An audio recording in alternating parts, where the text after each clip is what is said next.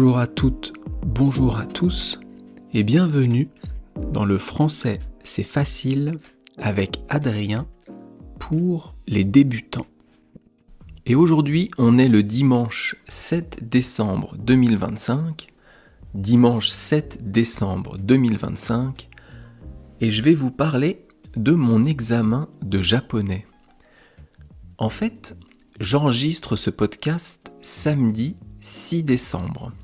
Donc au moment où ce podcast va sortir, peut-être au moment où vous allez m'écouter, j'aurai déjà enregistré mon podcast la veille. Pourquoi ? Parce que aujourd'hui, dimanche 7 décembre 2025, je passe un examen de japonais. Je passe le JLPT, Japanese Language Proficiency Test. C'est pour évaluer mes compétences en japonais. Et je vais essayer d'obtenir le niveau 3.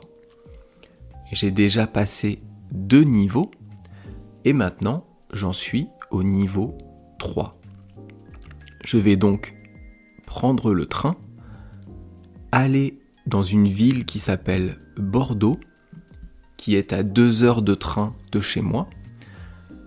Je vais passer mon examen, j'espère que je vais l'avoir, j'espère que je ne vais pas me rater, et j'espère que ça ne sera pas trop dur. Et après, je rentre chez moi le soir. L'examen dure 4 heures. Il y a une partie concernant le vocabulaire, la compréhension des mots. Il y a une partie concernant la grammaire. Il y a une partie concernant la compréhension globale d'un texte, savoir si on comprend le texte dans sa globalité, dans l'ensemble. On n'est pas obligé de comprendre tous les mots, mais il faut pouvoir répondre à des questions sur l'ensemble du texte. Et à la fin, il y a une partie compréhension orale. Donc on va écouter en audio du japonais des questions, des situations, et il faut répondre correctement. Alors, je ne suis pas quelqu'un qui stresse beaucoup.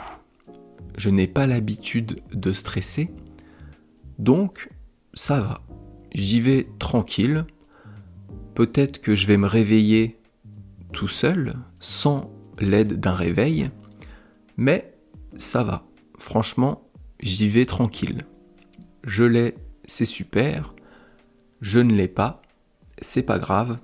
Je recommencerai l'année prochaine. Cet examen de japonais, il a lieu tous les ans à la même date partout dans le monde. Donc le JLPT, Japanese Language Proficiency Test, est passé le 7 décembre, donc aujourd'hui, dans tous les pays du monde. Et vous, est-ce que vous avez déjà passé un examen de français ? Est-ce que vous avez déjà essayé de passer un examen et est-ce que vous avez réussi ? Peut-être que c'est déjà fait et peut-être qu'un jour, vous voudrez passer un examen de français pour vérifier vos connaissances, pour voir à quel niveau vous en êtes. Et moi, je trouve ça intéressant de faire ces examens, même si ce n'est que pour soi, même si on n'en a pas besoin au travail, mais pour soi, c'est intéressant pour justement valider ses connaissances et c'est aussi une satisfaction personnelle. Ça fait du bien de passer un examen et de l'avoir. Et si vous ne l'avez pas, si je n'ai pas mon examen aujourd'hui, c'est pas grave. C'est pas la fin du monde, je le repasserai l'année prochaine. Je vous laisse ici Je vous donnerai la réponse dans 2 mois, puisque j'aurai la réponse de cet examen en février. Donc bien sûr, je vous tiendrai informé.